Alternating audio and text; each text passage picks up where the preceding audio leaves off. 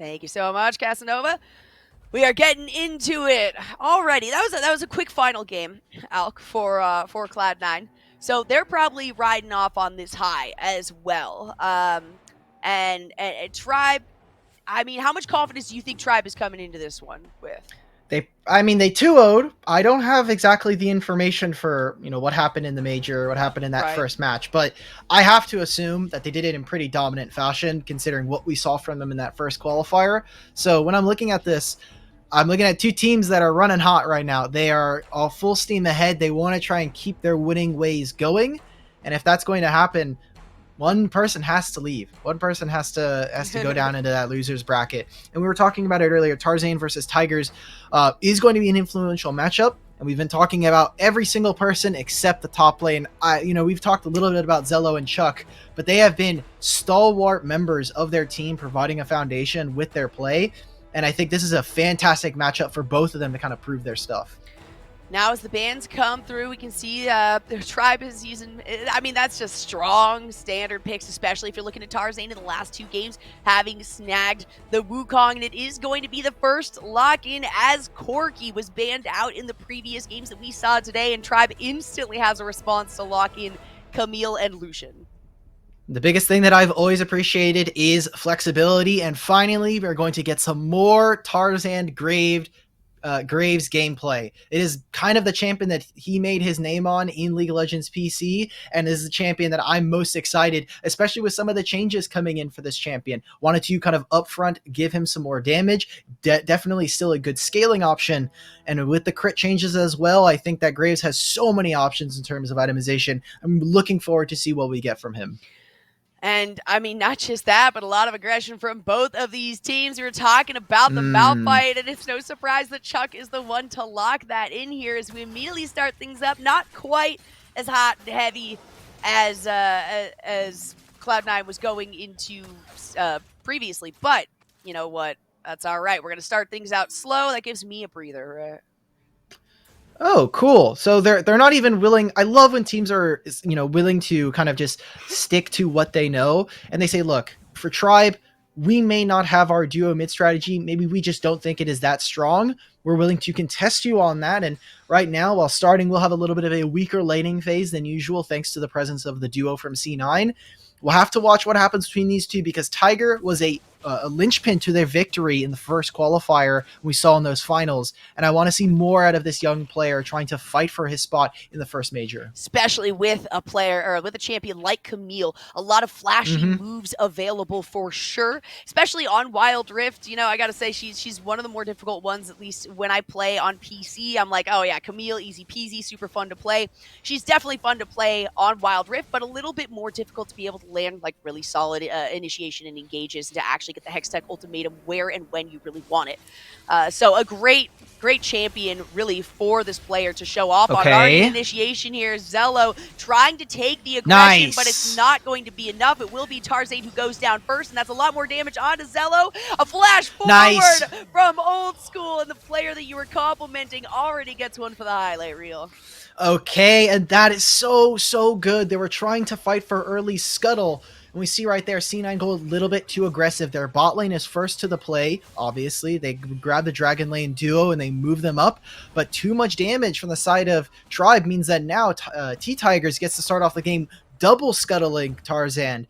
And in one of the potentially probably the worst jungle start for C9 has occurred. We'll have to see whether or not they can bounce back, or if the side of T-Tigers and Tribe can pull out a victory here.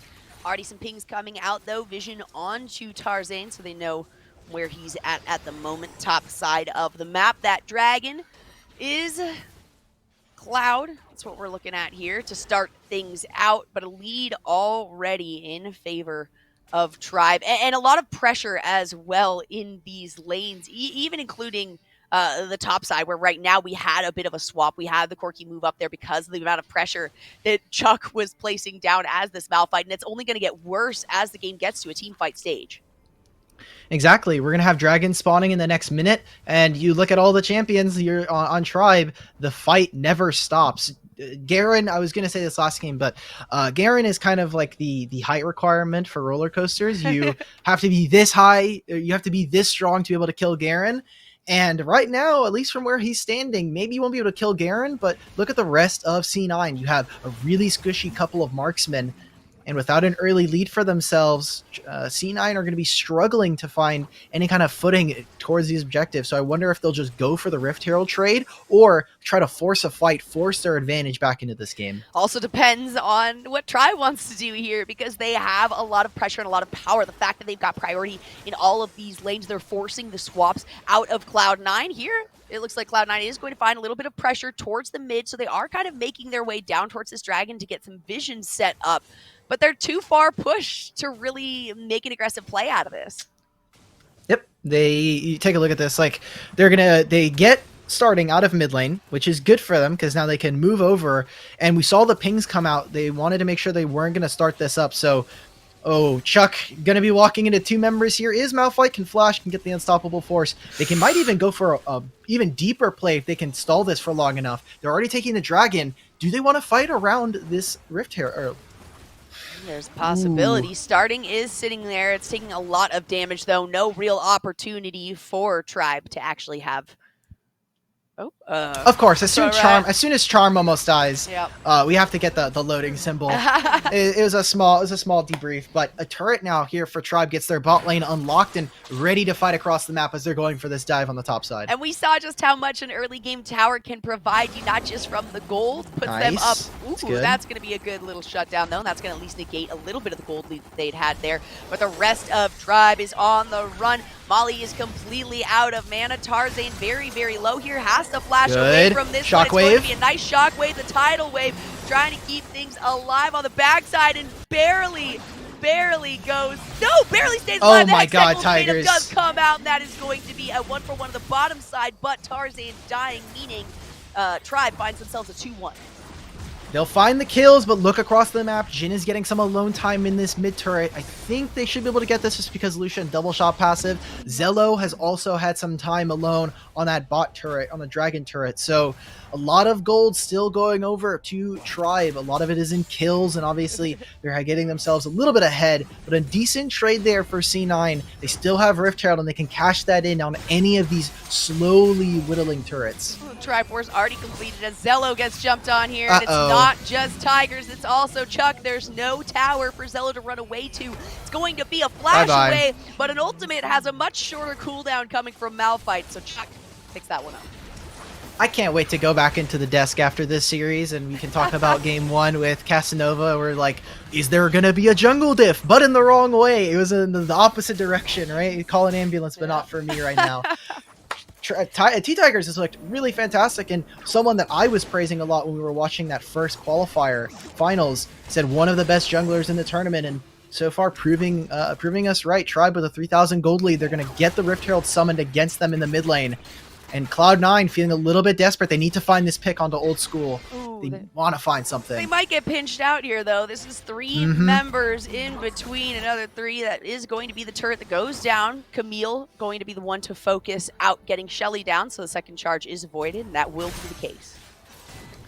Oh, okay. Well, again, you're just cashing in on the standing gold here for Cloud9. They're going to redeploy out on the map, finish out on some of their items. And there's been some discussion, since we have a little bit of time, I don't think there's going to be much fighting, especially with certain people backing. There's been a discussion as to what Graves wants to be building. It used to be Infinity Edge, but it's just not as good, and obviously it scales more with more crit chance that you have and more crit items. You could go Yomu's, but lethality doesn't feel all that great. And I mean, the Bloodthirster, I think, has been one of the more popular options. Gives you a ton of healing. Does have crit chance now attached to it, which means that Bruiser's sad. You're no longer able to build Bloodthirster for no reason. But we'll have to continue seeing, especially with that Phage in the inventory. I wonder if that's a Black Cleaver here for the Graves.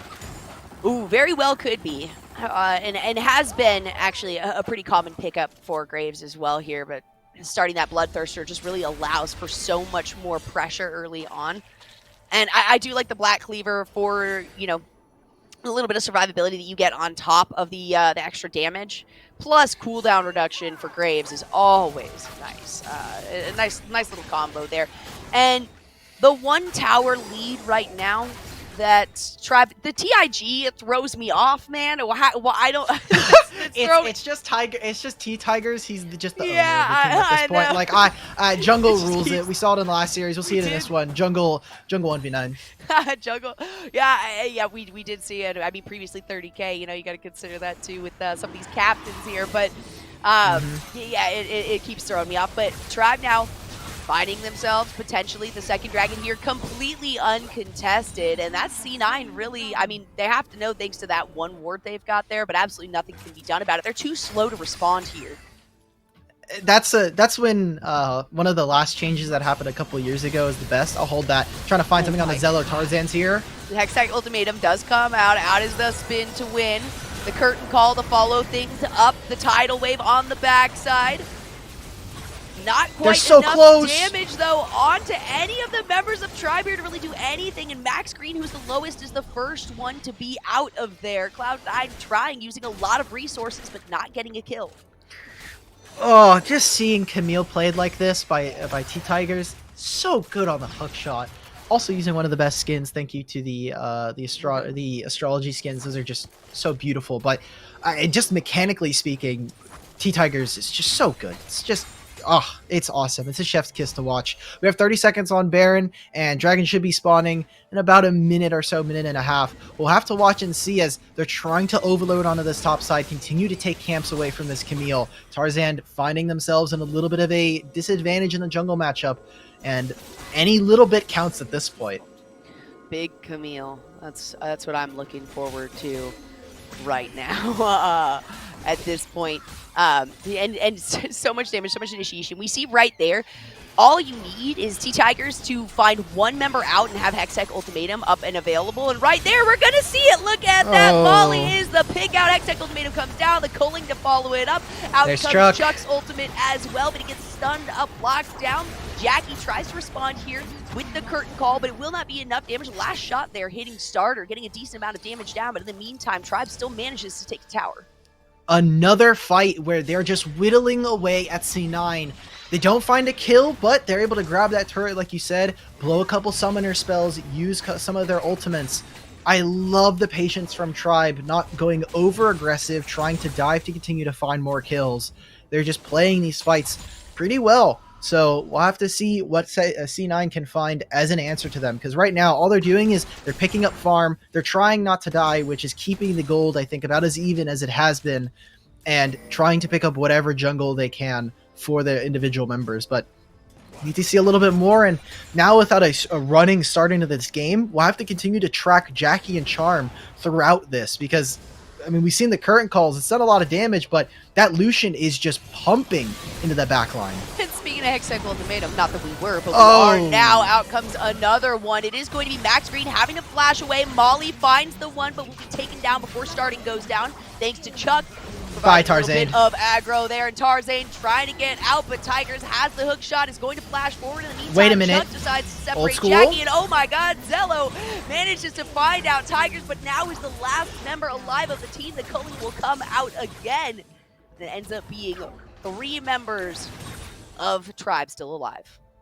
Tribe. Okay, the only thing I can say negative about Tribe right there is some of their shot calling was a little bit sus. They go for 2 different members. It leads to Tribe finally going down, giving over a kill to Cloud9. But other than that, that team fight was played excellently. They corralled them into their own jungle. Tarzan finding the moment, and I think being baited a little bit by seeing some low health bars on the Janna and the Orianna, thinking, hey, maybe we can find something here, and to getting caught out, and continues as 4,000 gold now for Tribe, and Dragon spawning.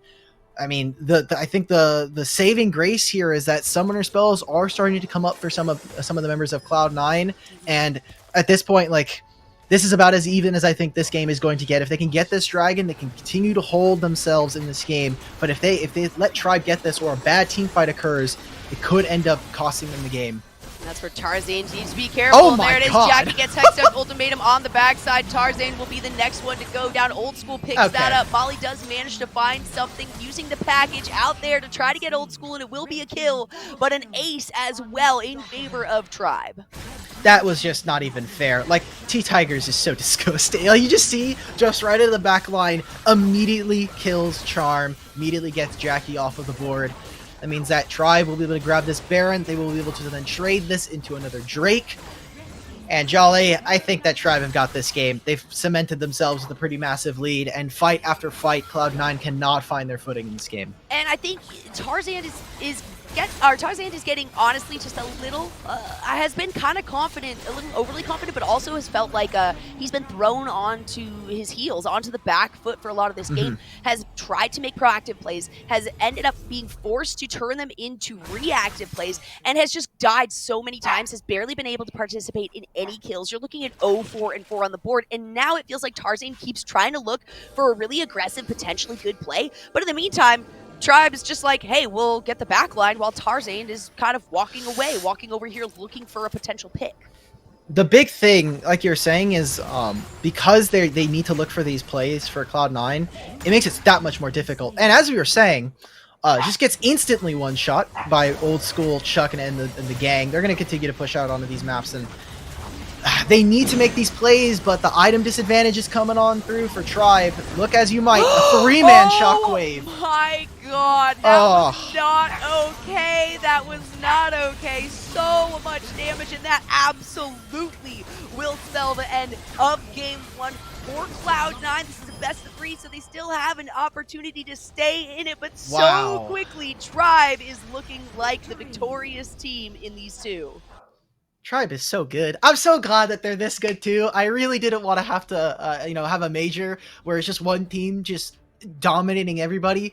It would be cool. It would be awesome, and it would definitely be in line with Cloud9. But Tribe wanting to continue their winning ways. They have not lost a single game since their first game in Qualifier 1 2 weeks ago, and they have definitely been using that time in between to the major greatly. I mean, they just came out swinging, and oh, that makes me so excited. This, restores some faith in me that I can see a good team when I see them, and I love Tribe Gaming. That's all I gotta say. I mean, really, really performing out of their minds here in game number 1. Clearly, my kind of touch towards, maybe Tribe will need to warm up. Not the case. That was a Cloud9 thing necessary for game 1 earlier today, but now they're looking at a match point already going into game number 2, having so dominantly taken down the other team in earlier games today. So Cloud9, they might have been riding that high a little too high. You're talking about overconfidence. A little bit of overconfidence. Confidence is good, but overconfidence can really, really come back to bite you, especially when you're playing up against a team who is also very confident. That's where you have to know where to play that game. If you can tell that you have that much more confidence than the other team, sure, try to play it out. I would say, honestly, probably trying to get the Lucian over the Jhin. The Jhin has worked out a couple of times, but really was not nearly as effective as something that they needed. They need a little bit more just initiation for the team overall. For Cloud9, a little bit more engaged. When you've got something like a hook shot and then an ultimate from a Malphite, you need a little bit more of a response to that.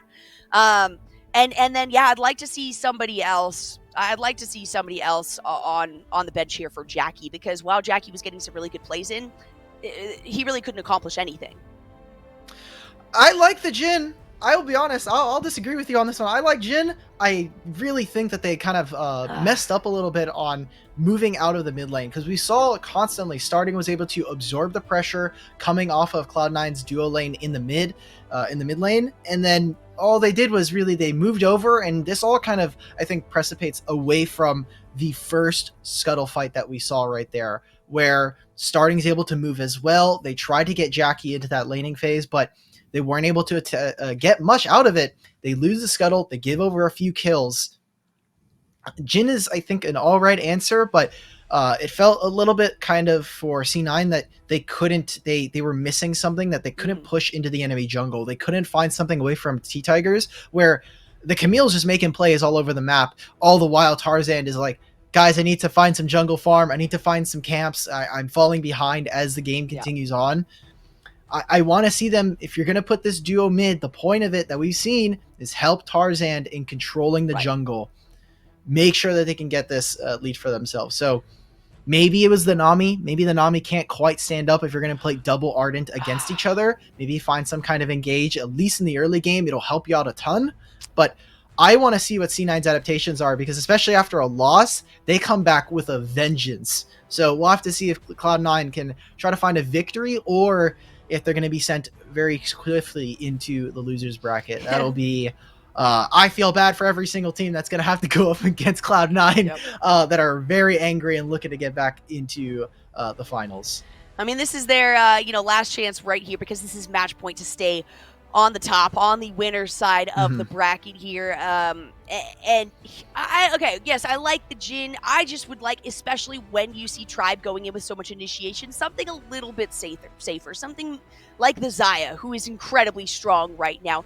Something, even like the Kai'Sa, who at least has a bit of an ability, has a little more mobility, still has killer instinct, even though it's not much, and still has the E. It's more than Jhin is able to provide. And so whether it's to disengage from that team or to get a solid initiation and engage, I think that mobility is really going to help Cloud9. So if they try to find a little bit more of a mobile team, I do think that that'll set Tribe a little bit farther back. But honestly, the game was really ended for Tarzan right at the very beginning. You had that initial double kill. One of those kills ended up, I think, one of the kills ended up going over to, it was like Tigers and Starting or something like that. So yeah, it was really doomed after that point. That game is doomed after that for Graves. Yeah. Like, Tarzan just never can enter back into the river. Yep. And Tigers, you're pretty good, man. You're good at the game. I'm glad to see it, because you've had back-to-back performances now on Camille. This kid is insane, man. Yep. Every time I talk about him, he's just so good. And for Tribe, things that we're looking for coming out of this game, I liked the Lucian. Again, you're preventing, you're giving a lot of priority over to potentially either Starting or Old School. And with Varus hitting the table last time, I wonder if Cloud9 are going to be willing to invest into that ban for Lucian, or just try to say, hey, that wasn't necessarily the problem. I think, after the scuttle, we may have just gotten a little bit carried away. Let's try and rein in the gameplay, rein in the early game, and try to find our footing back into this series. They can get some solid long range as well. That would be the other option, I guess, for Cloud9, to have something like the Varus and the Senna. That combination is quite devastating, and to at least put a little bit more pressure on having honestly just getting a little bit of lane priority. Cloud9 had absolutely zero lane priority in the early part of the game. They tried to switch things up. It just kind of made it worse, and Tribe completely recognized that they were in control of that lane prio for the whole game. And even when they weren't, it's kind of because they allowed Cloud9 to push forward, and they were positioning for an engage on top of it. They got Malphite. That's all I'm going to say. Chuck got Malphite. There's no one to engage for this team. You're talking about looking for tools to get back in. I consider them comeback mechanics, because you get one sick engage, you get one sick Malphite ultimate, and suddenly the whole game is turned around. Yep. We saw from the side of Tribe, they had an Orianna shockwave that was pretty massive at one point. You have Chuck on this Malphite, who has been fantastic so far. And Janna also, just as an ultimate, prevents any kind of damage from sticking on the side of Cloud9. So while I loved Zello on Garen in previous matches, I think they're still lacking in terms of, how do they want to start a fight? You're looking at trying to poke with someone like a Jhin and Nami, or find a pick somewhere. I just don't think that a Nami tidal wave is going to be enough for this team. I'd love to see something like a Fiora come in. Was really popular up in the top lane. Yeah, so strong. Oh my gosh, so good. Fiora in the top lane would be really cool to see. You can also, you've got the flexibility as well if you do want to pick up something like the Camille, really high tier in top lane and in jungle. A little bit, just more of that initiation. The Renekton has been a really solid pick, being able to, have initiation and also disengage with the slice and dice and then survivability. So I do think there's some more. I want to see initiation. I want to see mobility and, do something. Least, if there's not initiation, at least give me a lot of mobility. And there should at least be some initiation. And that's what we saw a lot of on the side of Tribe. And clearly they were able to do it from the very beginning of the game. I think it was 2 minutes in that they ended up getting that double kill. And it really spelled disaster for Cloud9 after that. When I saw this game from Cloud9, I was thinking about their series yesterday in League of Legends PC, where they're playing Cloud9 Academy versus Evil Geniuses. Yep. And they had like a really boring game 3, and the main Cloud9 account just like does the stick poking meme or is like do something. Yeah. That's what we want to see from Cloud9. No fault of their own. They don't have many tools, but once we get into this draft, give yourself some tools. Yep. Give yourself like a wrench or something to be able to start up a fight, so that, let's say that happens again. Let's say you have the most unlucky scuttle start yet again for yourself. Just have something, please. It's true. It really is true. I mean, especially when Tribe Gaming is going with so many winning conditions and so many different options, even options to fall back on if they fall behind in the game, in the early game, which clearly that wasn't the case. So really these compositions that you have the opportunity, yes, to snowball very heavily right off the bat, but also the ability to kind of fall back. And something like the Malphite allows for that. The Camille's a little bit more on the aggressive side there, but the Janna absolutely falls that. So while it's an incredibly aggressive composition that they pull in, they have these fallbacks that we really want to see. And I think finally we're good for draft. Woo! We're coming in. All right, awesome. We're coming in. Game number 2. Awesome. So bans probably going to stay the same. Unless Lucian hits that table, that would be really awesome for me. I just think it's so incredible that Cloud9, the one of the only teams that have such a uniquely developed style for themselves, end up falling behind on it.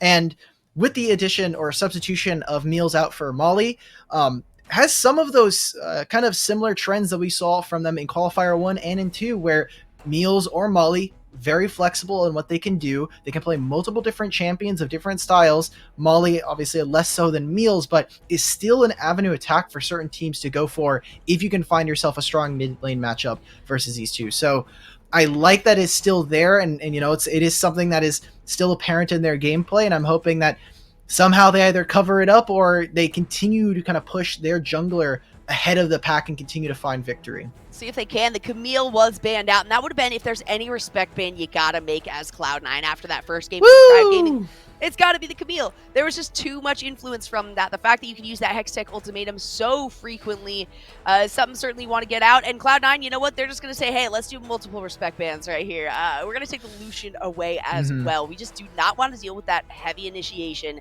And honestly, the passive on Lucian is just ridiculous in Wild Rift. Exactly. They just can't allow it. Other than that, I think you could probably stick to just banning Braum. Champion is still pretty broken even without Lucian, and is rather defensive against most compositions that Cloud9 I think would want to run. You could think about getting rid of Malphite, just because it would be really hard if you want to pivot for that Fiora that you were talking about. That you do not want to have to play against that as Fiora if you're going to be there, but looks like they're going to continue to focus on Old School, the matchup that we were talking about versus Charm and Jackie. I mean, just a fantastic performer, and that means that things like the Senna, things like the Gragas have made it through this time, and we'll have to see what Cloud9 prioritizes with this first pick. I sincerely do hope they prioritize the Senna. She's got so much impact on the game from the very, very beginning to the very, very end that honestly, she can really be something that helps out Cloud9. And now, especially with the Gragas being banned out there, that would be my ideal pickup here, because if they don't lock in Senna, it's going to immediately be a Senna lock-in on the side of Tribe, just like last game. Okay, now I'm trying to think, like, what would I want if I'm Cloud9? There has been some first pick Darius, some first pick Garen as well.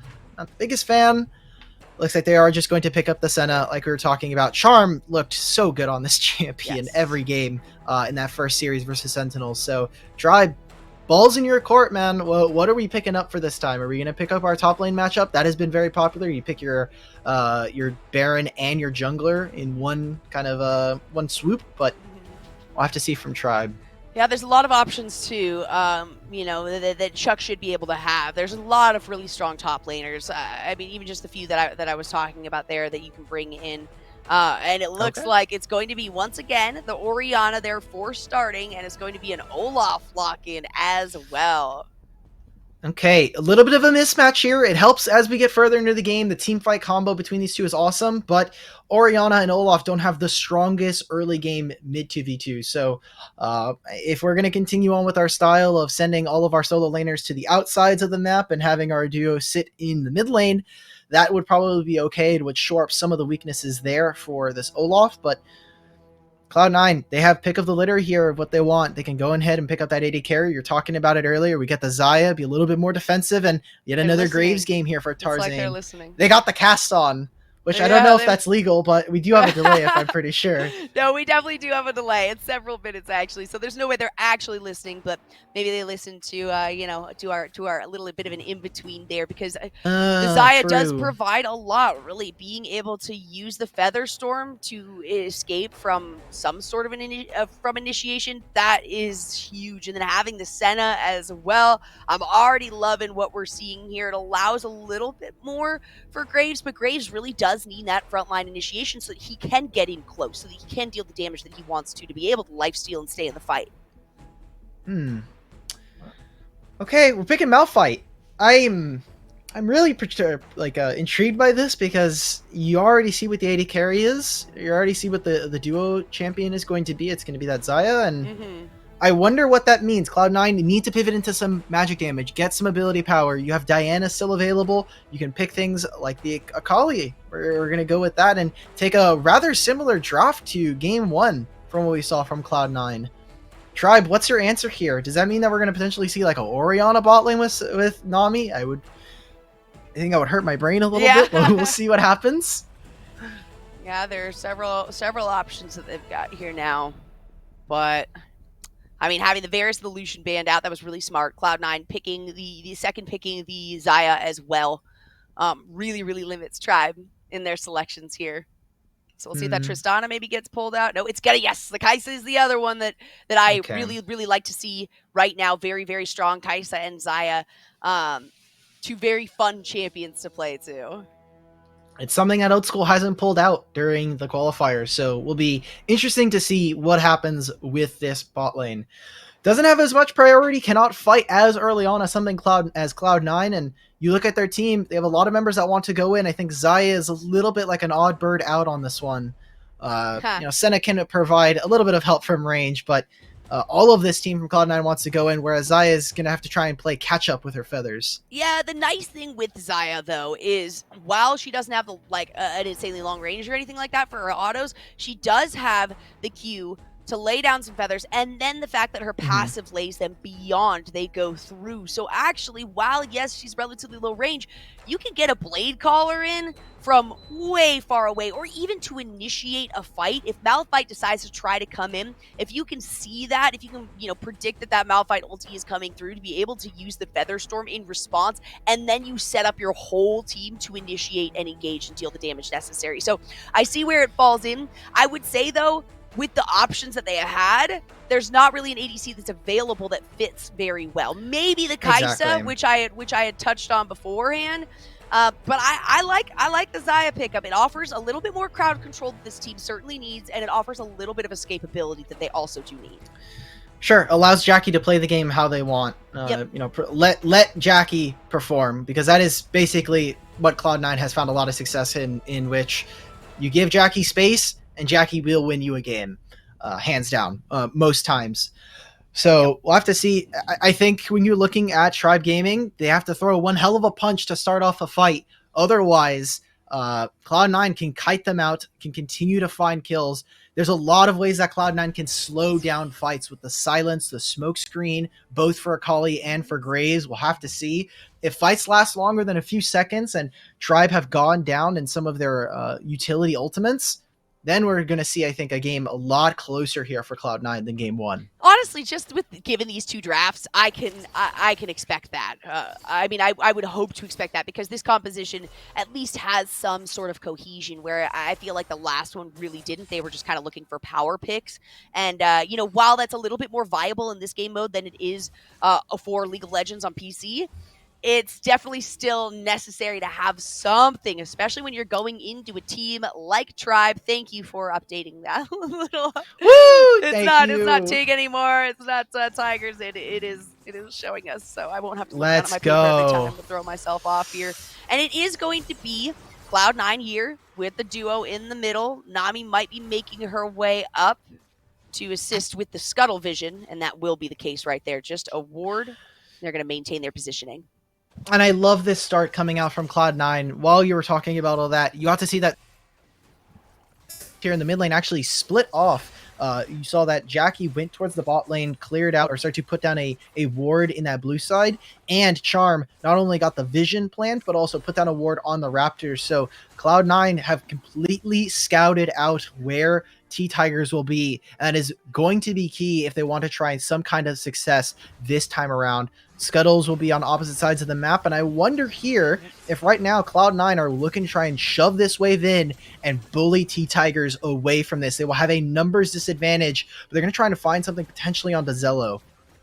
They're doing it, but there is a good response from Tribe as old school. He's going for it. And Max go in, and oh my goodness, Charm takes so much damage. That's one kill. Exhausted, but it will be Jackie who picks up the first one, continuing to go in. Tarzan has to flash away, but gets hit by the auto attack there from starting, and Zello will go down. A double kill, turn it back around, and Tribe Jackie will find another enemy down. Oh my goodness, and this back and forth is absolutely insane. Charm manages to get the stall out there. A flash away from Senna is not going to help you, though. They will get the early scuttle there for themselves, but Tribe end up falling. And a lot of this is just look at where the positioning was in a lot of that fight. They tried to dive Zello under turret, tried to find that kill, and it ends up being that their bot lane is not able to rotate in time. I love that Tribe ended up being really aggressive with it and saying, screw it, just flash, we're going for it. We're going to start fighting. But they end up falling down bit by bit. That means that Cloud9 will have a small advantage. And this time, despite the, there will not be a scuttle, an over scuttle coming out from Tribe. No, nothing like that. That means C9 feels a little bit better about the start on this. And not just that, because that but also that back and forth ended up with them coming out a little bit ahead by one kill. Old school catches out Zello, though. Deals quite a bit of damage right there. And I mean, this is a rough lane for Zello. This is just what you have to do. And it's been kind of similar for Orianna. She has a little bit more of an opportunity because she does have that range. But Zello just has to kind of sit here and wait for the opportunity to arise for a gank or for a move towards the Dragon Pit. Take a look at this. Charm is on here. They try to predict a potential wave here. Maybe even trying to help Tarzan here and get him out of this jungle as soon as possible so they can be activated out onto the map. But I like this. This has been really kind of fantastic gaming coming out from both of these teams, wanting to play it in their specific style and protecting it in really unique ways compared to some of the other teams here at the major. That's got to be pixel perfect right there to try and hit that ward from Senna. So always a small thing, but look at the resets. C9 will be first onto the play here and already starting to make the rotation here for the Rift Herald. There it is. Tribe finds the Herald. That means the C9 is going to move down towards this dragon, pick up the bottom scuttle as well. But Tribe is going to try to move down, get a little contest here. Molly decides to poke out as much as possible onto Max Green while the team Are they going to fight this? To burn down this dragon. It looks like they might be able to. The Rift Herald just now going down. In comes Chuck's ultimate. Out comes Charm's ultimate as well. The dragon does go down in favor of Cloud9, and now Jackie has to get away from this one. Hold up, wait a minute. In rain will be a lot of damage, but no killer instinct to follow that one up. Cloud9 probably should back away from this one and consider that a win. Okay, they got themselves the Drake and a lot of summoners there away from the side of Tribe. That was a really close fight, Jolly. Like, bunch of blinking health bars, and I think if we saw an amazing shockwave from starting, that could potentially have ended the game for Cloud9 so early on. But Cloud9 both teams end up fighting nothing. Just some glancing blows at that one, and going back to the laning phase, not doing all that much, but I'll have to see what they do with this Rift Herald here for Tribe. They do have several options here. They've got pressure right now down on the bottom side. We can see Olaf moving in as well. As I guess they want it. Back down. Yeah, they're looking to get this tower. Absolutely, they do not need any sort of Herald for that one. They're going to take the first turret in bottom side. Watch out. Starting is in a little bit of trouble. Double shockwave should land. Jackie? Oh, no, miss it. Oh, my goodness. Oh. No, the auto was angled incorrectly. Otherwise, that absolutely would have been a kill on the Blade Caller, but the second auto attack went to the right-hand side and didn't pull through. That is going to be the Feather Storm, but will it be enough? There Because it no is. Blade Caller is available there, so you avoid Knock up the tidal wave, but it won't be enough. The bubble onto Tarzane, and he will end up going down. It's a double kill. Watch for a Kali. Tigers in the meantime on the backside. When they get the enraid, it's too much damage there. Chuck now taking quite a bit, but it does look like Tribe will be able to disconnect from this one without losing anyone. 2 kills right there and a massive punish onto Jackie. Even if they were able to get that kill onto starting, I think it would have changed it so much for them. Oh man, that is one of those things where you make that play, you're like, I can do it, and then as soon as it goes wrong, you have that sinking feeling in your stomach as, did I just lose my team the game? Did I just like give a huge lead? That's 4,000 gold almost there in the favor of Tribe, and they were able to find that kill onto Jackie thanks to that Olaf. And the kind of the follow-up fight after that, I was very worried. You have 3 members that are low HP near an Akali with perfect execution. Could have potentially been a massive streak for Cloud9 to find, but not able to get that there. And oh man, that's gotta hurt if you're on the Cloud9 team. Yeah, and you know, there is a different composition here than the first game, but it almost feels like C9 is playing this out without really a composition in mind. That will be a kill. Zello won't go down here, just takes a few tower shots. Goodbye, Jackie. That was a shockwave that didn't actually connect, but it didn't matter because it was still a kill for Tribe, and Charm will be the next one to go down. That's huge. That's huge. Finding the bot lane dead there. It's 45 seconds, it looks like, away from the Drake, which I don't think will mean much right now, but with this Rift Herald going down and with T-Tigers saying, look, I don't want this game to be going slow. I'm playing Olaf right now, and I want to run over the opposition. Chuck and Molly actually taking a small trade there means that the Unstoppable Force probably won't be up for this Drake start. Interesting to note here. We'll have to see how that affects this fight in about 20 to 30 seconds here. Tribe doing their most to activate T-Tigers and let him have his kind of kingdom in the jungle. C9 now gets the opportunity to try to clear some stuff out, but that was Tribe's recall set. They are moving back down towards that dragon right now, so C9 needs to be careful about their positioning here as all 5 members move up. Take a look at this. Activates the Righteous Glory. Wants to find this fight. Force something from Jackie. Back away. Heal up with your Nami. And now move into the river. Choke C9 out of this. Chuck does not have ultimate quite yet, and a lot of them are available. Tidal Wave. Oh, Shockwave! What a Shockwave there. The Tidal Wave will come out to Jackie. Does manage to get the root, but not enough damage. Zello tries with oh my god, T-Tigers. But it will not be enough. And oh my god, even with Charm trying to run away from this one, they might not get out alive. Zaya gets taken down. Tarzane is the next target here. Old School looking to get that solo kill and will absolutely find it once again. Charm and Molly are the only 2 alive, and they have to flee the fight.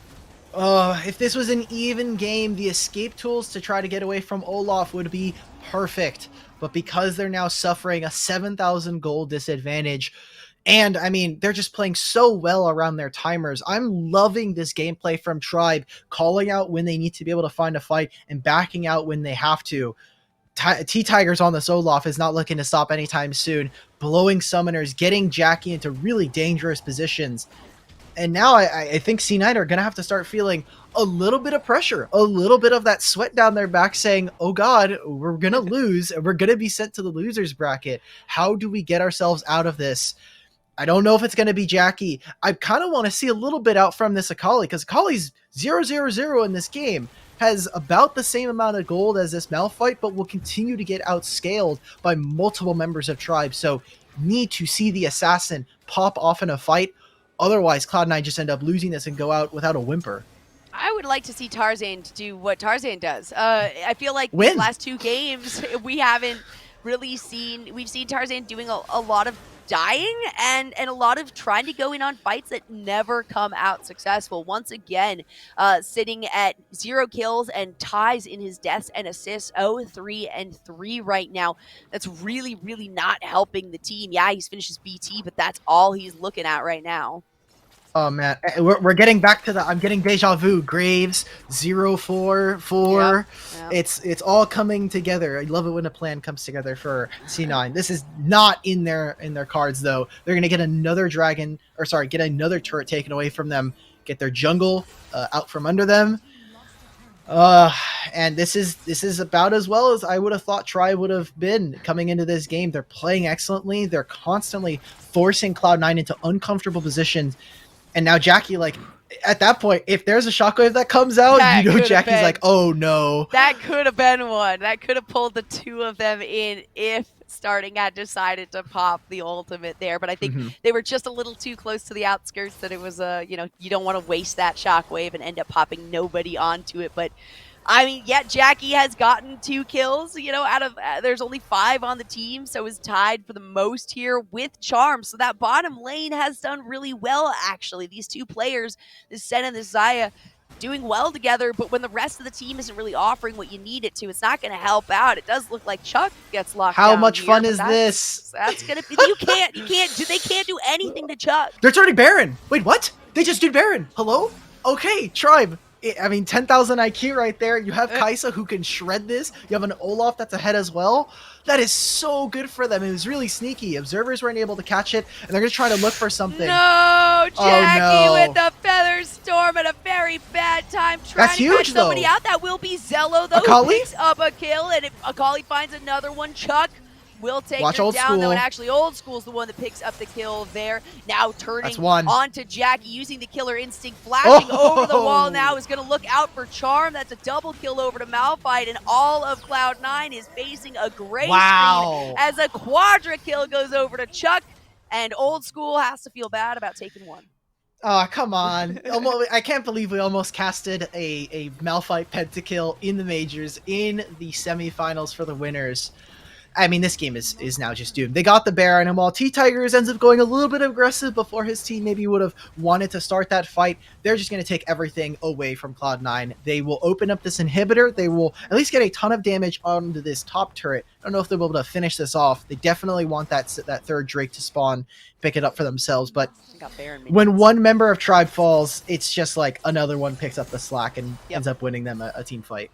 Yeah, and the positioning there too, honestly, if Jackie hadn't missed that Feather Storm, things could have been a lot different too for Cloud9, maybe getting another shutdown or 2, at least kind of staunching the blood flow that Tribe has forced out here on C9. And they're going to start up this dragon. Kali's on a flank. Word, no vision now, but oh my goodness, the Na'Vi tidal wave is not going to do much there. The spin won't help Zello. The old Tabasco Justice does come out, but that does not stop Tigers here with that Ragnarok going, and that is going to be once again an ace in favor of Tribe, and this absolutely spells the end of the game and the end of the winner's side of the bracket for Cloud9. It wasn't even close. It's 20-7 here. 14 minutes in the game. Tribe take a dominant 2-0 and continue to go lossless. Not a single match loss, not a single game loss. And oh boy, that just means that our top 2 got a whole lot scarier as Tribe continue on. And Casanova, you got to get that eagle eye view there. How was that? Yeah, Tribe's kind of sick. First off, I want to just put that out there. This team looks really good. I mean, obviously I have to bring up T-Tigers. I know you had the shout out earlier, Alec, about me talking about Tarzan gapping another jungler and kind of got turned around. However, I don't want to fully put this all on Tarzan. I think a lot of this is Tribe is so good at enabling their jungler in the early game. I wanted to look at the priority a bit because, yeah, the big thing of swapping your bottom lane to mid is, okay, they'll get a lot of priority and be able to rotate everywhere for Tarzan. Well, what happens when they just don't go into this swap? They get priority on the bottom side and just play to kind of split the map, play to enable T-Tigers on the bottom side, and we saw them using this priority to create so much early pressure, and T-Tigers was able to run with it. Then they're picking scaling picks in the mid lane, scaling picks in the bottom lane. Once T-Tigers has the amazing early game to get them the lead, it gets carried home by the mid and bot respectively. I love the Orianna pick. Maybe it wasn't Michael Udall who was the problem for T9, but maybe it's how well Orianna is able to deal with the early stages of the game in this lane swap just by farming the waves, clearing the waves, and then scaling back up. I really love this play out of Tribe. What I gotta ask you though, Alk, is where's Leona? Where's Braum? Where are these picks for Charm? I'm looking at the stats from the qualifiers, and I see that these are the most played as these aggressive melee supports to help support Tarzan in the early invades. And now we're playing, yes, sure, Nami, Senna, they do provide support, but they can't stop an Olaf or a Camille from just running you down in the early game. In fact, they contribute poorly to that. So where are Braum and Leona, Alk? Well, Braum got nerfed, so and also was banned, so it's a little hard to play Braum when he's banned. No bans. I don't know. Not in the second game. No bans. Okay, not in the second game. Yeah. So Braum is gone. Leona, I was really high on Leona before. We thought me and Smax when we're playing solo queue, it's just like, well, Galio is really strong. Leona is still very, very strong and has really great itemization choices. I just think that, similar to kind of our knee-jerk reaction, we were looking at all these crit itemizations of wanting to pick up Lucian and Corki and all of these champions. I think they may have kind of swept Leona off to the wayside and kind of got caught up in wanting to play more Ardent or play something like the Senna. Yeah, I think the reason I had such a problem with it is both times Cloud9 opts into a triple marksman composition with not much of a front line. They even had Wukong available in game 2 and still went back to the Graves instead of going for the Wukong that has been so successful for Tarzan. And I wonder, I mean, yes, of course, Tribe is looking very clean, very polished. But Jolly, do you think at any point this is somewhat of a draft gap happening in these games? Because we're seeing these triple marksman comps into a team that notoriously is picking Malphite every game.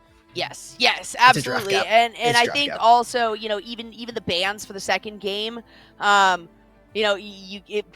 was so huge, and especially, touching on in between the games, we touched on the initiation, the lack of really good initiation, and Wukong is absolutely one of those. Certainly could have been huge for this team, especially if you do have, because I like the early pick Senna because she is very strong, so that's probably why you don't want to first pick Leona. So that was their choice for the first pick. So while I do like that, the Graves pick in the second one, I didn't want to harp on it because I was already harping on Tarzan for just kind of playing it poorly.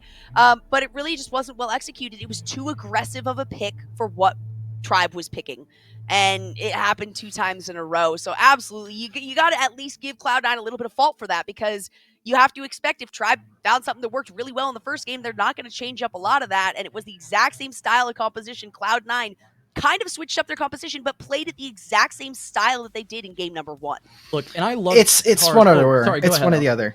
No, you're good. It's just one or the other, right? You can't have 3 marksmen and no front line. Yeah, you can't have all front line and no back line to follow it up. You need something there. And Cloud9, I think we're lacking that, and may have been a little bit too tunnel visioned on some of these picks. We'll see what their adaptation is as we continue on with the bracket. Yeah, I think you can maybe go for a triple marksman comp if you have an advantage in the early game, but you're playing into an Olaf or a Camille that continually is just going to cause problems. I wanted to call out Tribe.